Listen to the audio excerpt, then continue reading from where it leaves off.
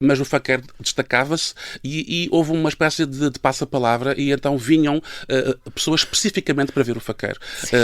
Desde dealers, desde de colegas comerciantes, como também o público em geral. Galeristas, e especialistas. E colecionadores, não? Sim, e também conservadores de museus. Os grandes especialistas de ourivesaria vieram ver.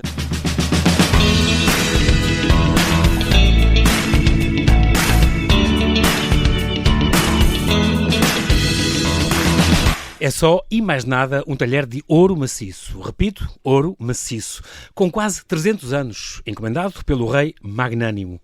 Único em Portugal e não sei se há outros no mundo. Quer vê-lo? Vá a Belém, em Lisboa. Está exposto na LAF, considerada a maior e mais prestigiada Feira de Arte e Antiguidades de Portugal, a decorrer na Corderia Nacional até domingo. Hoje acolhemos o historiador de arte e ourives, Hugo Miguel Crespo, que nos vai falar desta que é, sem dúvida, a mais emblemática entre as 5.000 peças presentes na mostra. O raríssimo faqueiro, completo de ouro, setecentista, com o estojo original na posse da São Roque Antiguidades e Galeria de Arte, que terá sido um valioso presente do magnânimo Dom João V a uma das suas amantes. E amanhã mesmo, na LAF, é lançado o livro, editado pela São Roque, de título Magnânimo, um faqueiro de ouro para o rei de Portugal, um álbum bilingue de luxo, coordenado pelo meu convidado de hoje. Olá, Hugo, e bem-ajas por ter aceitado este meu convite. Bem-vindo de volta à Rádio Observador. Olá, é um prazer estar aqui a falar contigo. Obrigado. Tu vieste há 5 anos, Hugo, a última vez lembravas-te daquela no Porto, exposição A Índia em Portugal, um tempo de confluências artísticas que teve no Sá dos Reis em julho de 2021. Sim, de 21, exato. Foi muito tempo sem vir, Hugo, não pode ser.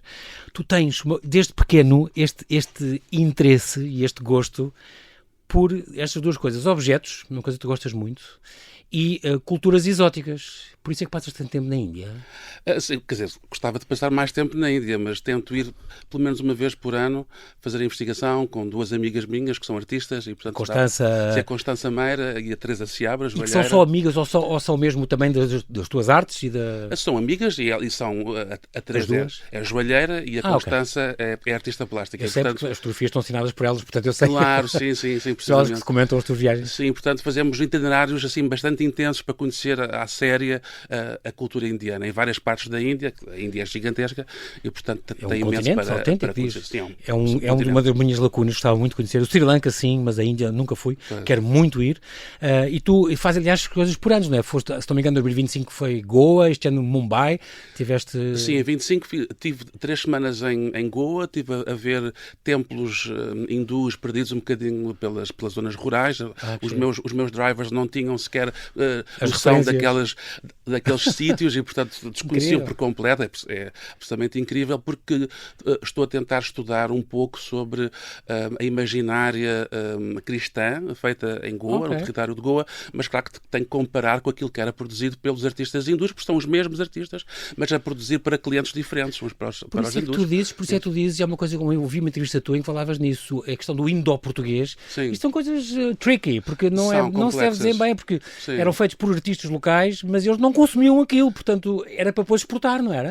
Aliás, é a tua área de especialidade. Sim, por um lado era para consumir localmente, pelas comunidades cristianizadas, e por outro, para exportação. Claro, a questão do indo-português tem a ver com esta ideia um bocadinho pós-colonial e, portanto, enfatizar a partícula de português. E, de facto, estes objetos não são feitos apenas para portugueses, não, são feitos para um público europeu, mas também local, cristianizado. Portanto, essa ideia é bastante, eu acho, redutora. E, portanto, e põe o aspecto indiano de forma um bocadinho subalterna. E, portanto, durante muitas décadas nunca se olhou para a questão local.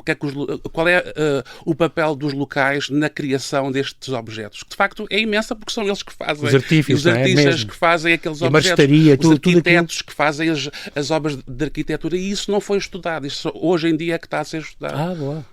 E é engraçado, tu apostas muito, então nesse caso, apostas muito na transculturalidade, é mais aquilo que te atrai, não é? Sim, a transculturalidade e a questão também, no âmbito da investigação que eu faço na Índia, tem muito a ver com conhecer o que são as tradições religiosas da Índia, porque também para converter o local é preciso conhecer a realidade religiosa deles. Os druidas eram peritos nisso. Claro, precisamente, e portanto inculturavam-se mesmo, como na China fizeram, sim, e no Japão. E as traduções, conhecer muito bem Vietnã, as línguas. Os processos. Incrível. E que às vezes ressoa um bocadinho a questões complicadas do ponto de vista religioso, do ponto de vista dogmático, não é? Exatamente. Eles tiveram alguns problemas, Exatamente. em especial na China, mas de facto é preciso conhecer esses lados. E só conhecendo a Índia profunda, que hoje em dia já está muito mais rarefeita, porque está muito mais ocidentalizada, não é? Portanto, eu só encontro este tipo de cultos em aldeias, em sítios rurais, em sítios muito remotos. E, portanto, hoje em dia é muito mais fácil. Temos GPS, temos os nossos condutores que nos levam a todo o lado, mesmo sem eles saberem o caminho. Eu sei o caminho e, portanto... Se tu vais para zonas completamente remotas na Índia profunda... Na Índia profunda. Como é que tu comunicas? Quer dizer, normalmente... Google Translator? Não, tentamos ter ou vai sempre alguém, um guia? Ingleses. Okay. Não, com guia não. Com guia é muito raro termos. A não ser que seja um guia muito experiente e muito sabedor. E sim, tivemos, no Tamil Nadu, tivemos 20 e tal dias de carro a percorrer todos os sítios mais importantes, tanto os templos mais importantes, como também os santuários mais pequenos, mais recônditos, as coisas rurais, mas tudo coisas hindu. Desconhecidas. Hindu e também aqueles cultos mais animistas, coisas até anteriores, pré-históricos, sim, precisamente, não bramânicos, portanto, anteriores. Okay. Os bramânicos têm a ver com o quê? Eu só me lembro da casta Brahman, tem a ver com isso e com as origens? Sim, tem precisamente a ver com uma certa solenidade e uma certa um distanciamento, porque eles são sacerdotes e, portanto, há um distanciamento entre o crente e a divindade. Portanto, eles são mediadores, como os padres são mediadores entre o sagrado, entre o público, entre o crente e o divino.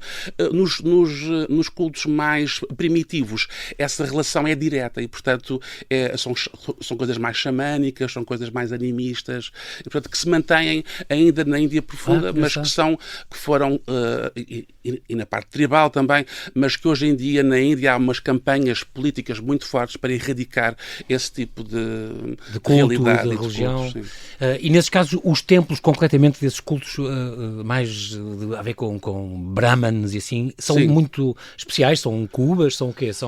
Não, os templos mais brahmânicos são os mais complexos do ponto de vista da organização espacial e arquitetónica, e esses são templos, às vezes são megacidades, não é? São templos gigantescos. Eu conheci essencialmente os templos Pallava e Chola do sul da Índia, mas quando estamos a falar nos cultos primitivos são, por exemplo, estelas neolíticas em forma de divindade, são dolmens, são antas que são coisas pré-históricas, túmulos que depois foram reaproveitados, foram entendidos pela população local como espaços do sagrado, e às vezes têm o quê? Têm altares e coisas assim. Altares muito primitivos, pinturas, elementos em ferro, porque eles adoram o ferro. Mas também não é bem pré-históricos no sentido, são coevos das coisas pré-históricas cá, porque eles têm língua, não é? Sânscrito, devia ser usado na altura. Claro que sim. Muito giro. Incrível, de facto, e esse mergulho na Índia profunda à procura de coisas que às vezes os próprios locais ou desconhecem, que ali tão perto, é incrível. Tu tens formação prática na Fundação Ricardo Espírito Santo Silva em arquitetura de interiores e artes decorativas, as duas vertentes. As duas vertentes, mas antes disso eu passei pela Escola António Rui, portanto tive a prática do ponto de vista dos têxteis, orivesaria, cerâmicas. Já apresentei-te um bocadinho como orives, porque ouvi uma vez dizer, eu também sou orives. Sim, de facto eu sei, portanto, para mim ajuda-me imenso porque eu sei as técnicas, eu consigo replicar se quiser. E depois consigo perceber muito bem as técnicas que foram utilizadas. Olha, e também objeto, eu sei como é que isto foi feito, como é que esta prata foi repuxada, como é que... Sim, e depois também consigo ajudar, é muito útil para a questão dos falsos, que também é um problema bastante atual. Aliás, na LAF vai haver uma última conversa, se não me engano, sobre o mercado dos falsificações. As falsificações, é incrível isso. E hoje há muito apanham-se. Eu sei que, por exemplo, esta LAF, esta Feira da Antiguidade, estavas a falar dela, quando antes de abrir, há um perito, uns 15 peritos que vão analisar as peças que estão presentes para não ver exatamente esse erro. Sim. Mas quer dizer que há uns que é especialistas em teixtos, outros em pintura, outros em precisamente orivesaria, objetos transculturais, que são... O José Meca, infelizmente, já não vai a essas coisas, já está um bocadinho doente. Mas há outras pessoas, obviamente, que... Especialistas mesmo. Aliás, este livro... Claro que o vetting é uma questão também, muitas vezes, de opinião. Eles não têm capacidade científica de analisar os pigmentos naquele momento, como, por exemplo, acontece na TEFAF. Em casos muito pontuais é possível... É Maastricht, a TEFAF maior, mais conhecida, a Feira Europeia. Precisamente. Mas em Portugal, claro, são peritos e, portanto, podem ter a opinião diferente da minha, por exemplo, e e haver coisas que não são coincidentes, e mesmo na própria equipa de peritos haver pessoas que acreditam mais ou acreditam menos, e portanto são coisas bastante... Hoje em dia teria que se rever este papel do perito em tempo útil, claro, como é que pode... São 5 mil peças, quer dizer... É impossível ver. Mesmo na TEFAF, essa questão do vetting é um bocadinho ilusão, porque eles próprios me dizem é impossível ver estes objetos todos. Portanto, nós fazemos uma amostragem... É outra escala, e, portanto, sim, é assim por alto. Mas a parte de joalheiro, ourives, é uma área muito curiosa. E, de facto, todos os historiadores de arte, como tu és, deviam passar um bocadinho por isso, saber aprender uma técnica. Sim, claro. Se querem especializar, neste livro tens especialistas em cerâmicas e em barroco, e saber como se fazia, como ajuda imenso, não é? A pessoa... aí, no caso do livro, é uma coisa muito especial, porque... É um livro sobre o faqueiro de ouro, não é? Vamos falar. O estudo das artes decorativas não é uma coisa única, parcelar. Eu não posso estudar apenas ourivesaria. Eu, para estudar ourivesaria, tenho que estudar a talha, os estuques, os têxteis, as gravuras que circulam, pintura, por exemplo. Portanto, hoje em dia parcela-se imenso estas coisas, no âmbito das artes decorativas não tanto, mas de facto em relação àquela pergunta que me falavas em termos de peritagem, é fundamental a pessoa que é especialista em pintura saber como é que aquela pintura foi feita, e de facto não é as muito técnicas, comum, a têmpera, as cores, os pigmentos, a aplicação, o desenho subjacente, todas essas questões hoje em dia estão mais prementes, porque esta questão dos falsos, mesmo a questão da restituição, são temas paralelos. Conservação, restauro, integralidade, autenticidade, são coisas muito prementes. Mas os pastiches, mas conheço muito poucas pessoas, mesmo colegas meus, que de facto tenham essa experiência prática. Sim. Ou seja, de terem feito, terem praticado. Portanto, licenciaste depois em História da Arte e Património, e tens estas áreas de especialidade, esta cultura material do Renascimento português e as artes decorativas asiáticas de exportação, portanto, feitas um bocadinho durante a expansão portuguesa, imagino. Sim, precisamente tem a ver com essa cronologia. Trabalhas muito com inventários, quer régios são mais comuns, mas também de casas importantes. Estão na Torre do Tombo, dos Duques de Aveiro, o que é que tinham? E os Duques de Lafões, isso existe, esses papéis? Sim, infelizmente alguns para a Casa Real até não sobrevivem assim tanto, por exemplo, para este período do século XVIII não sobrevivem, nós não temos. Por causa do terremoto? Sim, também é responsável por isso, mas também por outras perdas. Por exemplo, nós temos para o século XVI uma grande quantidade, em especial para a Dona Catarina da Áustria, que foram bastante bem estudados.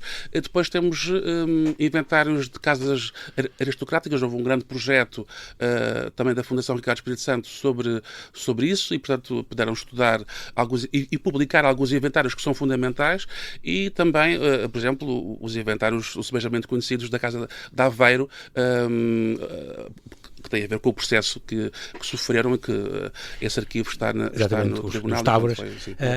Este faqueiro, dizem que é uma encomenda régia, portanto, diz-se que o ouro seria em princípio reservado à família real, à Casa Real, mas... E as grandes... Não podia ser um faqueiro do Duque de Aveiro, ou assim, que rivalizava com a Casa Real em riqueza e poder? Porque isso é muito interessante. Quando nós anunciámos esta peça na TEFAF, foi essa uma das questões, e de facto, mesmo no livro, eu já tinha abordado essa questão. O inventário dos Aveiro, por exemplo, não tem peças de comer em ouro, ligadas à mesa em ouro. E, portanto, tem muitas de prata, prata dourada, não é? Reservado. Vários prata dourada. Tem dezenas de facais, para a Casa Real também teria que ter, mas peças de ouro para a mesa não tem. O que tem são tabaterres, portanto são caixas para rapé, tem pequenos objetos decorativos.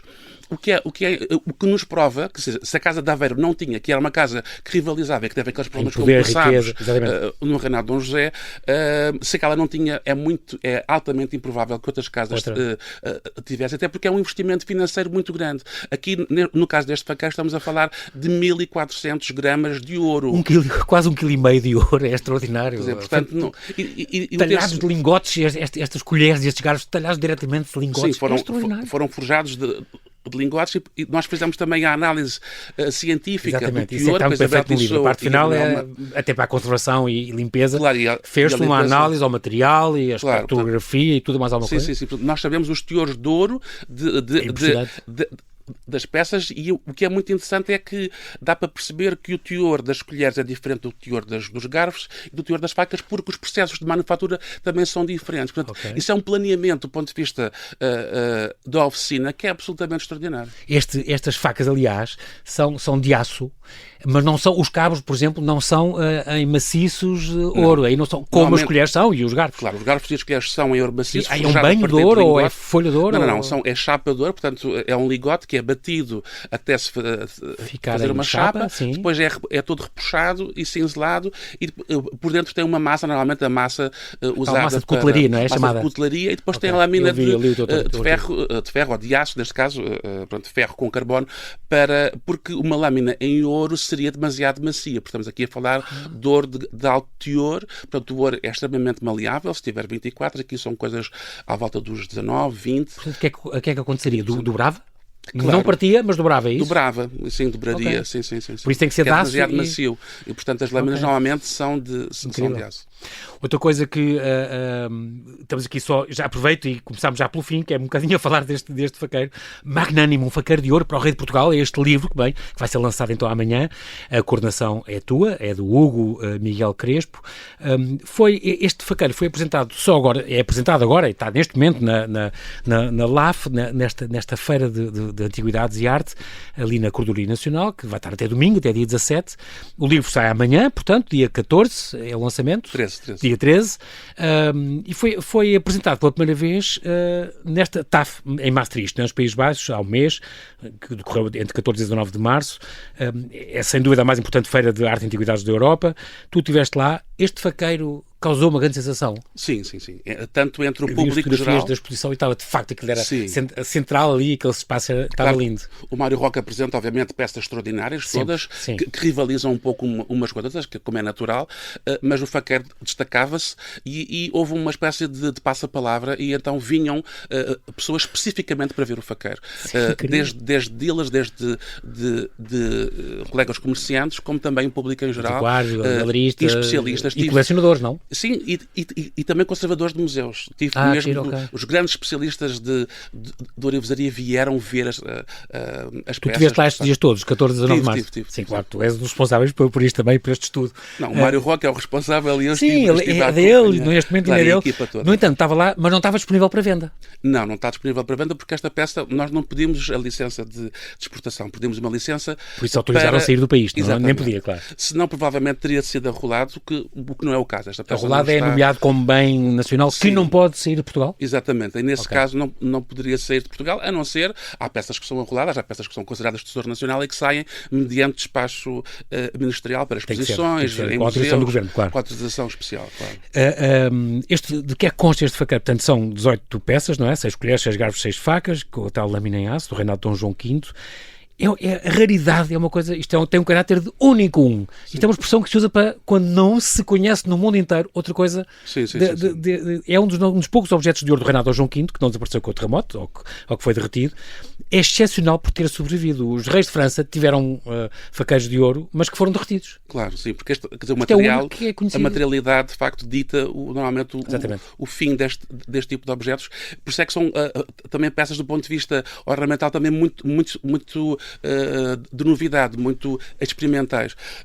De facto, os reis de França tinham uma grande quantidade de faqueiros de peças em ouro para uso à mesa, mas nada disso sobrevive. Aliás, quem quer estudar a ourivesaria francesa do período anterior à Revolução Francesa tem que ir a Portugal, tanto à Gulbenkian como ao Museu Nacional de Arte Antiga, e a ajuda precisamente para estas peças. E que, de facto, nós temos, de facto, um aparelho de almoço feito para Dom José, que chega bastante mais tarde, penso que já... Almoço ou de pequeno almoço? De pequeno almoço, quer dizer, é um déjeuner à nord, portanto... Para duas pessoas? Para duas pessoas, em ouro e porcelana. Ouro em porcelana, porque também tinha outras peças, nós conhecemos o inventário, a listagem das peças que foram remetidas, tinham os seus tores, que foi, entretanto, descoberto pela Cristina Neiva Correia, que está a trabalhar, que tem trabalhado sobre estas peças. Sim, grandes especialistas. Aliás, já falou lá na segunda-feira, esteve lá precisamente. Na LAV. Sim. A Tisha, a nossa Tisha. E de facto, são peças raras, únicas. Quer dizer, para o século XIX nós temos.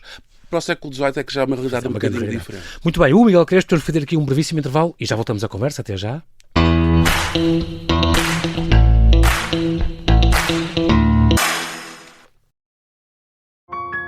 O Renato estava apático.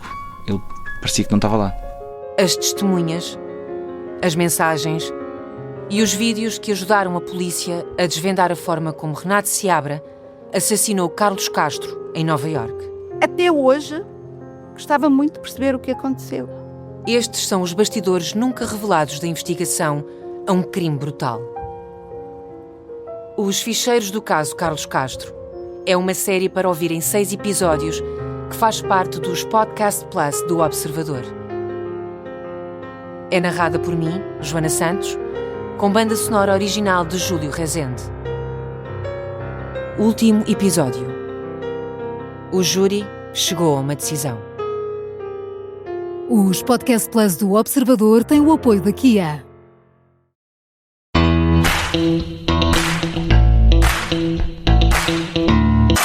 E estamos a falar com o historiador de arte Hugo Miguel Crespo, vai-nos falar da mais emblemática, está-nos a falar da mais emblemática entre as 5.000 peças, eu diria isso, presentes na LAF, Feira de Arte e Antiguidades de Lisboa, que está a decorrer na Corredoria Nacional até domingo, que é este raríssimo faqueiro completo de ouro, setecentista, com estojo original, um presente de Dom João V, provavelmente a uma das suas amantes. Alguém muito, muito próximo dele, é o que se diz.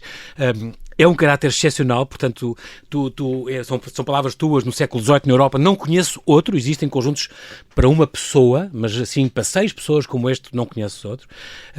Há um conjunto, tu falas então deste conjunto em ouro, mas para 2 pessoas, Dom José, para uso exclusivo da família real, e que já terá chegado já no tempo da Dona Maria. Sim, precisamente. Sim. Este faqueiro apareceu, este era da família Assis e Santos de Estremoz, tem um historial que vem por trás. Pensa-se que teria sido então um presente do Dom João V. Tem os sítios nos próprios talheres para pôr um anagrama ou para pôr umas armas de uma família, mas estão deixados em branco. Sim, estava todo dividido, as últimas 9 peças o próprio Mário Roque comprou no ano passado, porque passou depois ao padre e para a sobrinha do padre, e a Ana que deu à vizinha, não tinha filhos, deu à vizinha, à irmã, que vivia com ela no pátio da igreja, dos congregados, assim, umas histórias, e lá veio dar, nos anos 90 foi todo disperso, quando morreu o último dono que o teve, era um médico de Estremoz, e que nem do detetive o Mário Roque conseguiu procurar, reunir tudo, comprar as últimas peças, que isto são colheres e garfos e facas, as colheres e os garfos de ouro maciço. O ouro é um símbolo real, estamos aqui a falar de 1,4 kg, quase 1,5 kg de ouro. A dimensão simbólica de ouro na afirmação do poder e do prestígio durante o reinado de Dom João V, toda a gente sabe, isto foi detectado, se não me engano até pelo nosso amigo Rui Galpim, que é ouro aluvionar no fabrico das ligas. Era um faqueiro real, e diz-se faqueiro real, não usado, mas oferecido pelo rei. Como é que se sabe isto? Por exemplo, como é que se sabe que foi usado alguma vez? Sim, é uma tradição familiar. Portanto, a questão da proveniência, de ter pertencido a uma amante, é uma questão familiar. Eu ponho em questão essa atribuição, essa possibilidade. Obviamente, porque vale o que vale estas tradições familiares, embora esta peça... familiar quer dizer que era a família que falava nisso? A família que fala precisamente nisso, e esta peça esteve seguramente nesta família durante estes 100 anos, não é? Estes últimos 100 anos.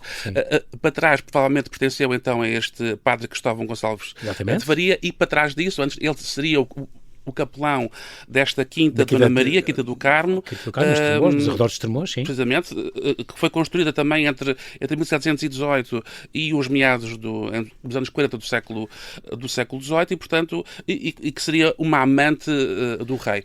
Nos anos 40 o rei já estava bastante debilitado. Pois, em 42 ele teve este episódio, ficou com um lado paralisado e depois foi para sangrias e para todo este processo que se fazia, o banho das caldas, exatamente. Portanto, a não ser que tenha sido de facto uma espécie de compensação a uma filha ilegítima. Isso aconteceu algumas vezes, não é? Sim, acontece. Ele próprio teve processos em relação aos chamados meninos da Palhavã. É provável que tenha acontecido neste âmbito. Aliás, a doença diz que a doença que ele apanhou, depois fez exercícios espirituais e sofria de melancolia, o medo da morte, recordações inconvenientes, como se dizia, mas este mecenato artístico aí tornou-se mais urgente. Sim, ainda mais urgente. E não menos, o que é curioso. As coisas que nós conhecemos até de maior fulgor, a Patriarcal, a Capela de São João Batista, tudo isso é produzido naqueles anos finais. Portanto, é a apoteose do ponto de vista sacro. Portanto, ele está mais preocupado com a questão sacra do que com a questão profana. O fim a chegar, se calhar, mas isso também não impede, claro, precisamente. Mas também não impede que ele tenha oferecido, ou mandado oferecer esta peça como forma de compensação. Até porque o próprio estojo, esta figura feminina desnuda, que está na pega, na tampa, remete também para essa questão amorosa, para esta questão nupcial, quer dizer, nupcial amoroso, e portanto e também o facto de não ter armas, não ter insígnias, também não é muito significativo, porque mesmo este Déjeuner da arte antiga, que pertenceu a Dom José, ou que foi cuidado por Dom José, não tem também signos distintivos régios. Não está identificado. Portanto, normalmente até pode ser esta questão que ultimamente se tem falado em relação ao rei Dom João V, da questão do rei eclipse, portanto um rei que procura não estar tanto na ribalta e portanto estar mais reservado, e portanto pode ser por isso também. É extraordinário. Estavas a pensar, e falou-se da Madre Paula, podia ser a Madre Paula Teresa Silva e Almeida, aquela do Convento de Odivelas, mas que aliás ele tinha feito depois um apartamento. Eu dei-lhe uma casa ali perto do convento o rei Dom João V deu uma casa a esta freira, ele é um rei freirático, como a gente sabe. Um dos objetos deste recheio da casa era uma famosa banheira de prata dourada com mais de 187 quilos, encomendada em Londres em 1724. É extraordinário. Precisamente. Ele montou-lhe um apartamento para esta freira. E todo coberto em ouro, e portanto... Mas era com folha de ouro. Lá está, não tinham peças para a mesa em ouro. Tinham de facto faqueiros, mas peças para a mesa não tinha, o que é bastante revelador. E outra coisa é isso, Hugo, não se consegue saber se este faqueiro uma vez foi usado, ou consegue-se?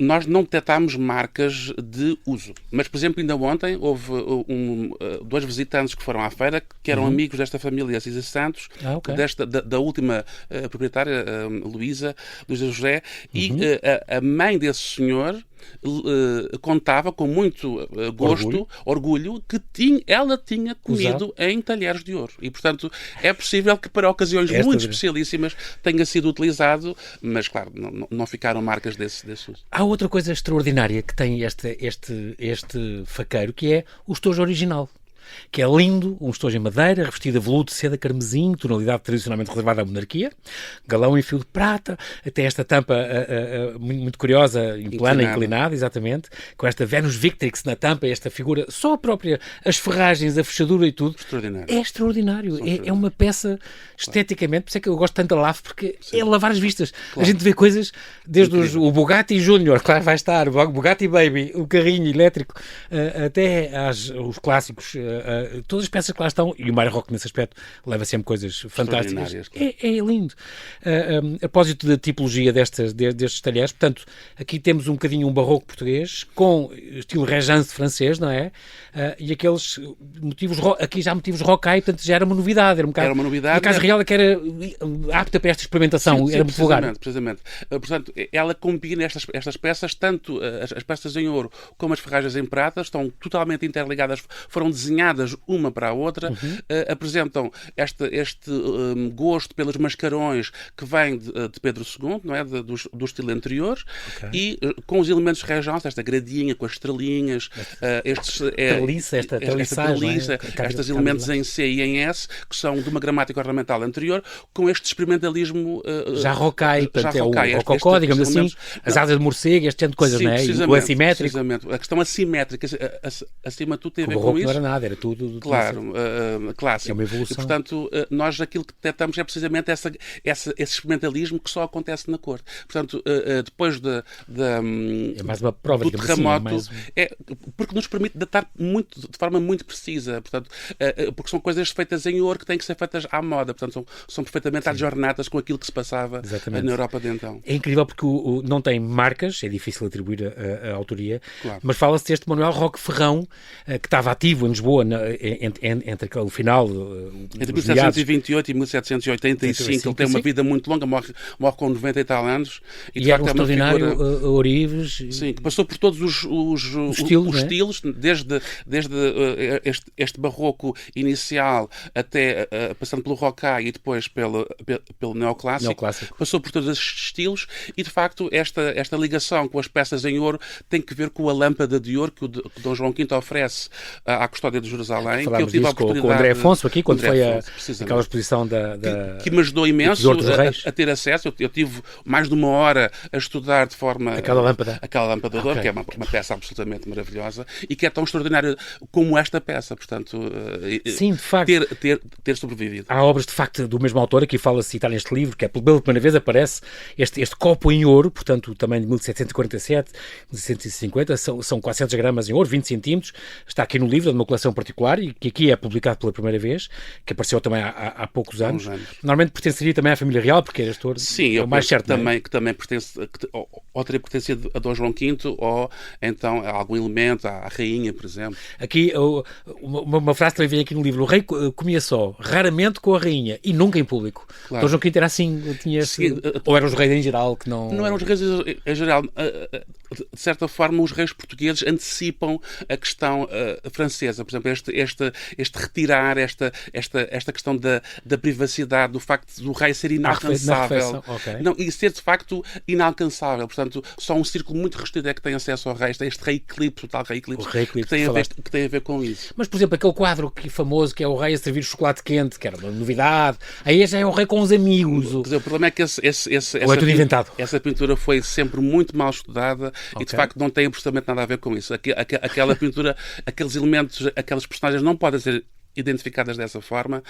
Aquilo é a alegoria às bebidas exóticas que nós vemos. O chocolate era uma novidade, o chocolate, o café, o chá e também os vinhos licorosos. Portanto, aquilo que está ali é essencialmente uma alegoria e não propriamente um retrato de um momento específico de uma família em específico. Tu continuas também abraços com este livro nesta magnífica, tudo o que aqui mostra, portanto, eu estava a falar de obras do mesmo autor, além deste Copo em Ouro, a lâmpada, a tal que teve então oferecida por Dom João V à Terra Santa, que teve cá nesta exposição, O Tesouro dos Reis, obras-primas do Terra Santa Museum, teve aqui em novembro de 2023 na Gulbenkian, uma grande exposição, tivemos cá o André Afonso a falar disso, aqui no Convidado Extra, uma urna rica em prata do Santíssimo Sacramento, para o Santíssimo Sacramento, que está no Tesouro da Sé de Lisboa, e depois uma pixie também na Igreja de São João de Brito, Gomil e Bacia, há 2 conjuntos com bacia de água das mãos também atribuídas a ele.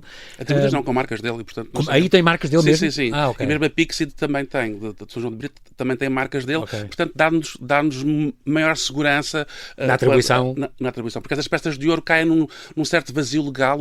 Os ourivos do ouro faziam joias em ouro e prata, muitas vezes, e os ourivos da prata só trabalhavam com prata, e portanto um objeto destas dimensões em ouro cai num vazio legal, portanto normalmente estas peças não são marcadas, e também objetos feitos para a Casa Real há isenção da marca, e também para alguns elementos de... Pronto, está explicado. Claro. Esta ideia, tu estás em contato com o Mário Roque, espera, obviamente, que seja adquirida, aliás, está aqui escrito, por um Museu Nacional. Isso será o ideal. Isto não é a cara chapada do Museu do Tesouro Real? Sim. Ou achas que ficaria melhor na arte antiga? Ou há algum museu que seria mais adequado para qualquer ti? museu nacional estaria perfeitamente integrado, até para não estar tudo centralizado no mesmo sítio, até por questões de conservação, porque nós sabemos que às vezes catástrofes acontecem. Nós, mal o livro foi entregue pela gráfica, nós enviámos um exemplar para a Sra. Ministra da Cultura, um exemplar para o Diretor dos Monumentos Nacionais, ao Museu de Burbentos, enviámos também ao Diretor da Ajuda, que rapidamente nos respondeu a dizer que, no entender dele, José Alberto, não se coadunava com o Tesouro Real, no sentido em que aquelas peças foram efetivamente consumidas, usadas, usufruídas pela família real, e portanto aí pode ter algum sentido, embora pode sempre abrir alguma exceção para uma peça de facto absolutamente extraordinária. Este título também, Um Faqueiro de Ouro para o Rei de Portugal, também diz muito sobre... Mas encomendado por ele, quer dizer... Claro que sim, mas de facto quase certeza, não é? Os argumentos da ajuda são também válidos. Também enviámos para a Arte Antiga o mesmo livro, recebemos resposta. Infelizmente, da tutela não tivemos qualquer resposta.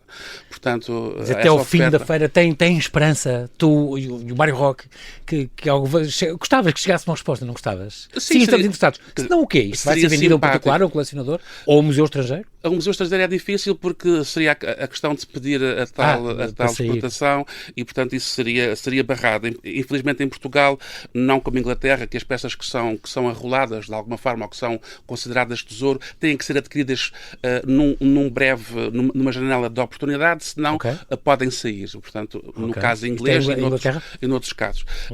Infelizmente, em Portugal, as peças, quando são arroladas, elas não podem, de facto, sair e têm que ser vendidas no âmbito nacional. Agora, há muito poucas pessoas com a capacidade financeira, muito poucos colecionadores que... Isto há um preço para isso? Há um preço estipulado? Sim, o Mário Roque saberá dizer que melhor, mas também Sim, que não é na verdade, não é um valor absolutamente exorbitante, propriamente, considerando a excepcionalidade artística, histórica, não é? Porque não é só a questão estética, é a questão histórica, de facto além é um documento histórico. Mas isso, além da parte estética, porque é de facto lindo. É uma peça absolutamente fabulosa que ficaria bem em qualquer museu. Esperemos que algum museu, por exemplo, o Soares dos Reis, o Machado de Castro, em qualquer destes museus estaria perfeitamente legítimo este tipo de objeto. Pelo menos a tutela poderia até fazer circular, como acontece em vários outros museus, a peça podia circular não estou a ver esta peça andar por aí. Não, mas entre museus, precisamente. Claro que sim. É em Portugal.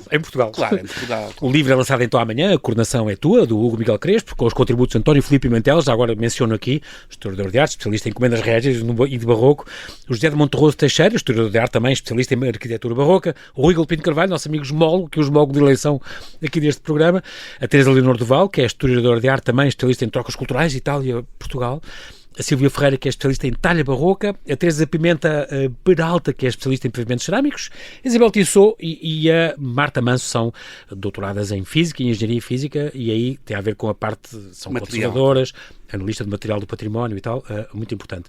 Este livro, portanto, vai ser lançado amanhã, como eu disse, é um álbum do luxo, com uma grande edição, que tem tudo a ver contigo, não tem o coordenaste, e também a parte gráfica, andaste atrás disto, foste à gráfica, planeaste isto, está muito bom, é bilingue, em português e inglês. Claro, sim, a tradução é minha, porque estas coisas estes textos são muito científicos, são muito técnicos, portanto, o domínio da linguagem dos elementos criativos também é fundamental.